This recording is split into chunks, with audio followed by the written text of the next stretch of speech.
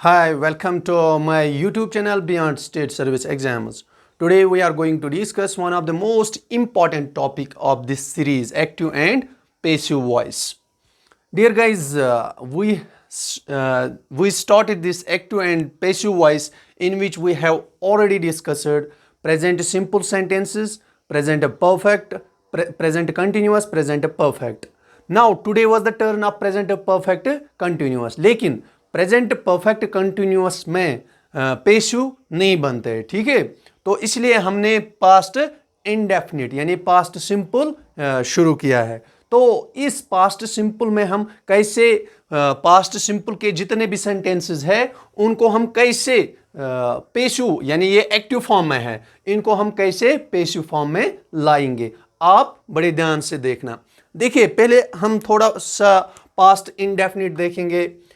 Past indefinite जो है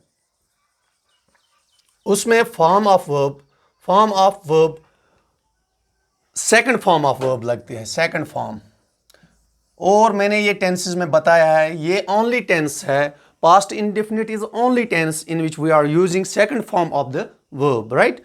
सो अगर इसमें पहला पॉइंट आप ये याद रखें, इसमें सेकंड फॉर्म ऑफ वर्ब है। पहले हम देखेंगे कैसे। आई सॉल्व्ड, देखो ये सॉल्व्ड जो आया है, solved is the second form of verb. कभी कभार क्या होता है, solved third form of verb भी होती है। देखिए आई सॉल्व्ड की थर्ड फॉर्म भी सॉल्व्ड ही है। तो लेकिन कुछ में जैसे wrote is the second form, लेकिन written is the third form.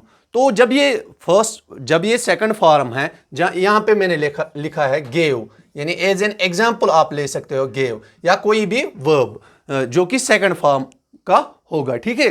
तो पास्ट इंडेफिनिट में सेकंड फॉर्म है, तो इसके हेल्पिंग वर्ब से डिड, ये याद रखना, डिड हेल्पिंग वर्ब।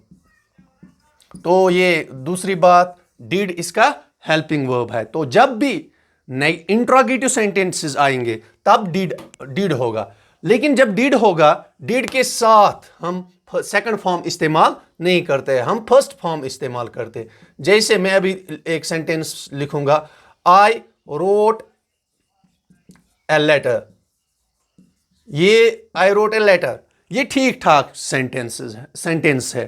तो अगर मैं डिड इस्तेमाल करूंगा, आई डिड, फिर राइट आएगा, I did write a letter, I did write a letter, माना सेम रहेगा, meaning is the same, right. So I wrote a letter, I did write a letter, there is no change of meaning of the sentence. लेकिन did से क्या हुआ, second form, ये अब helping verb बन गया, ये अब मेन वर्ब बन गया। अगर हम इसे इंट्रोगेटिव बनाएंगे तो हम इस तरह करेंगे, did I write a letter, ठीक है। ये हो गया इंट्रोगेटिव जिसमें क्वेश्चन मार्क यानी नोट ऑफ इंट्रोगेशन लगता है, ठीक है।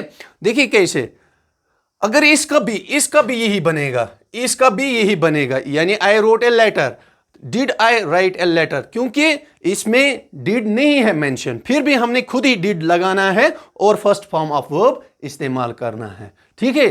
तो ये it was all about the what we say past indefinite. So when these are the sentences of past indefinite, when we change them into the passive voice, these are in the active voice, we have to change them into the passive voice. See, तब क्या होता है, तब हमने helping verbs was और वर लगाने हैं, was और वर, जो कि हेल्पिंग वर्ब्स है। किसके हेल्पिंग वर्ब्स है, एक्चुअली में वो हेल्पिंग वर्ब है पास्ट कंटिन्यूअस के, पास्ट कंटिन्यूअस के। यानी आप ये बात भी याद रख सकते हो, इसमें पास्ट जब हमें पास्ट इंडेफिनिट को पेसिव वॉइसेस में चेंज करना है, we have to use the helping verbs of past continuous, right. तो इसके अलावा और हमें थर्ड फॉर्म यूज करनी है। थर्ड फॉर्म यानी अगर यहां पे रोट है, हमें रिटन लिखना है, हमें थर्ड फॉर्म इस्तेमाल। अभी आपको समझ आ जाएगा अच्छे से when you will see the sentences. और ये 5 सेंटेंसेस जो है, इनसे ही आपको सारा अंदाजा पता चलेगा कि how we have to handle out these active and passive voices, ठीक है। तो dear students, let us check out one by one.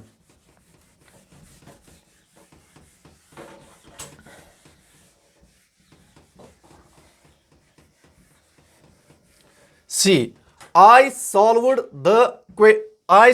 All the questions.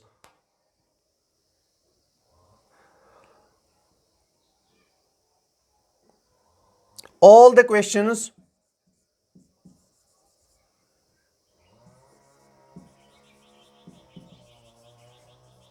जब ये क्वेश्चंस आया तो ये प्लूरल है, इसके साथ प्लूरल वर्ब भी लगेगा. I solve all the questions were solved by me. ठीक है, ऑल द क्वेश्चंस पहले हमने ये लाया, ऑल द क्वेश्चंस. फिर हमने हेल्पिंग वर्ब जो कि प्रेजेंट कंटिन्यूअस पास्ट कंटिन्यूअस के हेल्पिंग वर्ब्स है, तो उसमें वह आया. क्योंकि ये भी क्वेश्चंस है तो इसलिए यहां पे वह आएगा. I solved all the questions. All the questions were solved by me. I change होगा मी में. दूसरा सेंटेंस है ही रोट दिस लेटर. पहले हम ये दिस लाएंगे, दिस लेटर, और पास्ट की बात है, इसको दिस लेटर, और ये दिस लेटर एक ही है, इसके साथ ये भी सिंगुलर लगेगा. This letter was written by he है, this letter was written by him. ठीक है, तो ये भी. She loved her sister. Her sister was loved by, she loved her sister. Her sister was loved by her. She भी change होगा her में. There is no change. They broke the system. The system was, broke की third form है broken. Was broken by them. और and में हम एक question रखते हैं जो कि इंट्रागेटिव होता है. Did you buy this book. क्या आपने एक बुक खरीदी. Did you buy this book, जिस तरह मैंने पहले ही एग्जांपल में आपको सिखाया लास्ट में. Did you buy this book. Did की जगह हम अब इसका हेल्पिंग वर्ब लाएंगे, वॉज दिस बुक. फिर हम ये लाएंगे जो कि यहां पे क्या है, ये सब्जेक्ट, ये ऑब्जेक्ट है. ठीक है, वॉज दिस बुक. अब थर्ड फॉर्म है बाय की देखनी. अब बाय की थर्ड फॉर्म देखनी है. बाय की थर्ड फॉर्म है brought. Was this book brought. Did you buy this book. Was this book brought by. You change नहीं होता, यू में ही रहेगा. ठीक है, तो note of interrogation as such as रहेगा. ठीक है, तो this was all about these sentences. I solved all the questions. मैंने पहले ही कहा, ये पहले आ रहा है. मतलब अगर आपको कोई भी कंफ्यूजन है, you have to any kind of confusion, then you have to watch out the first act 2 and page, first lecture, first, second and third. It is lecture 4th. ठीक है, so this was all about. hope that आपको अच्छे से clear हुआ होगा.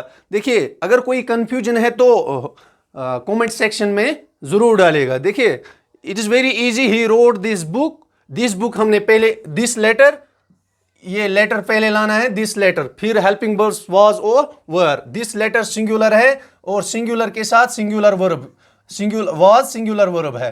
तो this letter was written by, ही change होता है.